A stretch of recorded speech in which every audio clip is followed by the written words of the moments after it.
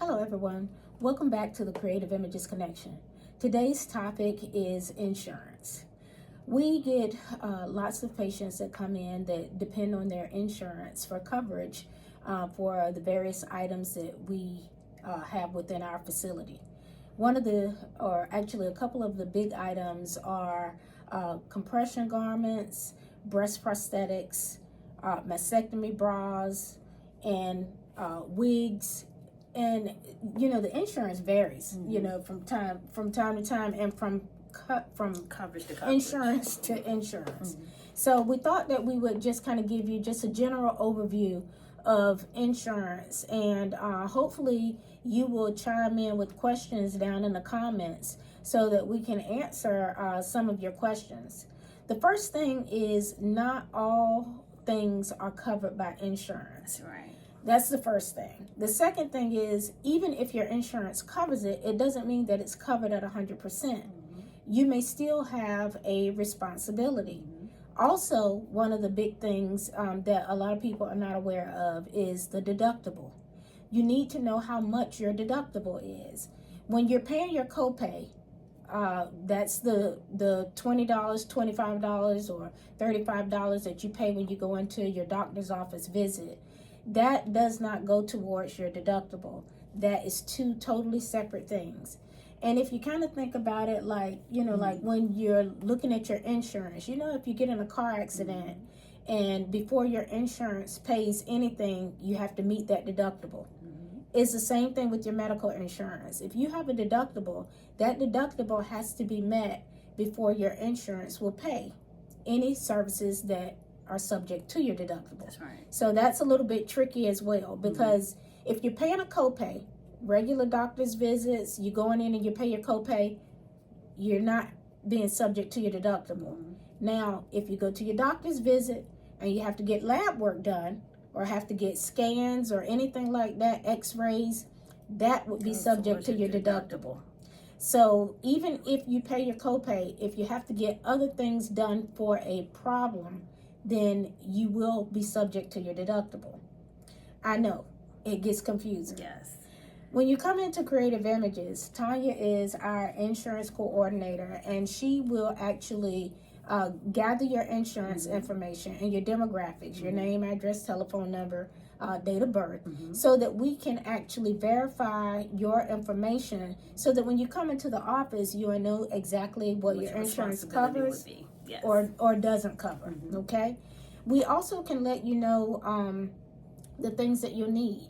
Like a lot of times, most times, when you are having something that's going to be covered by your insurance, you are going to need a prescription from your doctor. Having that prescription from your doctor proves the medical necessity for the item that you're getting. For us, our services usually fall under DME, or durable medical equipment.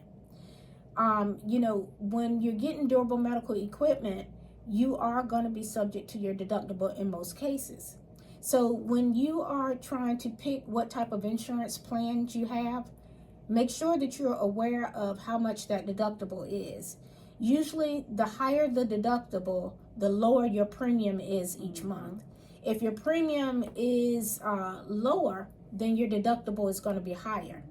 But you also have to make sure that when you're picking your insurance, you want to make sure that you're picking the best insurance plan that's going to cover the majority of your services.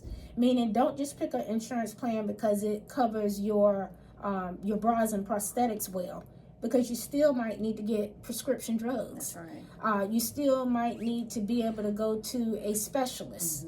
So, you want to look at your insurance as a well-rounded option that you're selecting to make sure that you are getting the best coverage possible for your particular situation.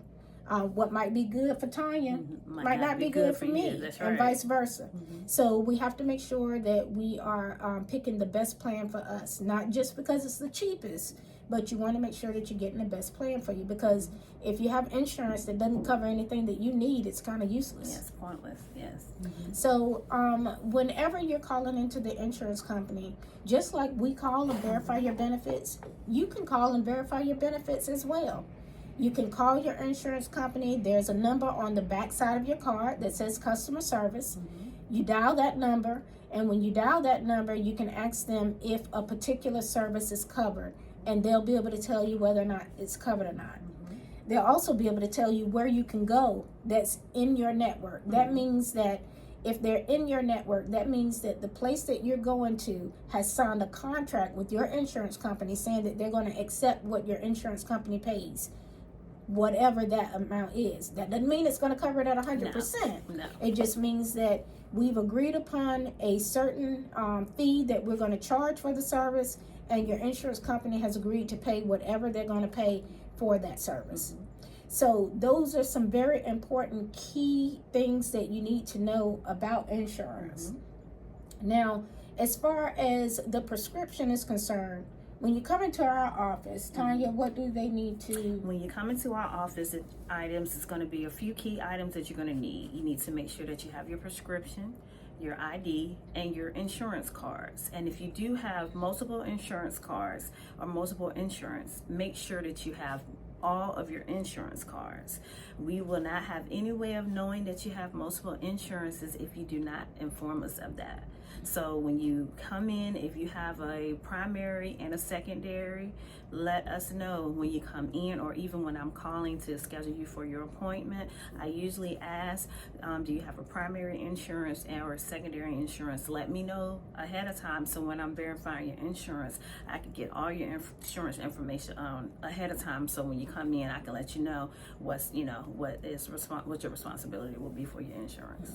And Tanya brought up a valid point. When you are calling, whether it's us or whether it's your doctor's office or anywhere that you would go that you want your insurance to cover it, always give both cards if you have two insurances. Because if you don't, we won't know to bill the secondary, and then what'll happen is you will get charged for that secondary coverage because we didn't know to bill your secondary.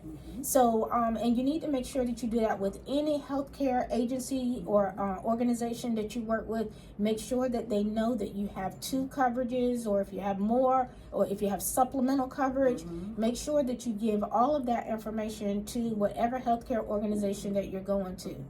The other thing too that can help is that if you have insurance with one insurance company, let's say Blue Cross Blue Shield, and then you have a United Healthcare as your secondary. If you have that, make sure that United Healthcare knows that you have Blue Cross Blue Shield, and make sure that Blue Cross Blue Shield knows that you have United Healthcare. Then that way, when the claims are being filed, they'll automatically forward those claims to your secondary. If they don't have it on file, then they won't know to file it with your secondaries. It's really important that you know how your insurance works, because if you don't know how your insurance works, then you won't know how to use your insurance. As far as the healthcare organizations that you're working with, we do our best to verify your benefits, but if we don't know about a benefit, there's no way for us to verify the information for you. And I think another thing that I think people assume, that I know, because some people may have like a My Chart, that all the information is connected. Not all healthcare systems are connected. So you may have some of your doctors that all your medical information is connected, and they may be able to get the information from the other doctor. We don't have that access to My Chart, so we won't be able to get your medical information or your insurance from your My Chart information. So we definitely would need to have all your insurance information when you come into the office. And that's something about another valid point, Tanya. You have to keep in mind that not all healthcare organizations use the same systems.